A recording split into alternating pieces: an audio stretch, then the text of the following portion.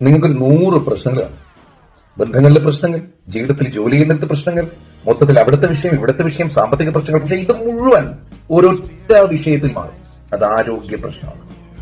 ഇവിടെ വരെ പലപ്പോഴും പലരും ചിന്തിക്കാത്തൊരു പോയിന്റാണത്. നമുക്ക് എന്തോരം ടെൻഷൻ, എന്തോരം പ്രശ്നങ്ങൾ, അവിടെ ഓട്ടം ഇവിടെ ഓട്ടം, ആകെ ബഹളം. പക്ഷെ ഒരാരോഗ്യ പ്രശ്നം വന്നാൽ ബാക്കി എല്ലാ പ്രശ്നങ്ങളും തീർന്നു. പിന്നെ ഒരൊറ്റ പ്രശ്നമേ ഉള്ളൂ, ആ ആരോഗ്യ പ്രശ്നം ശരിയാക്കാം.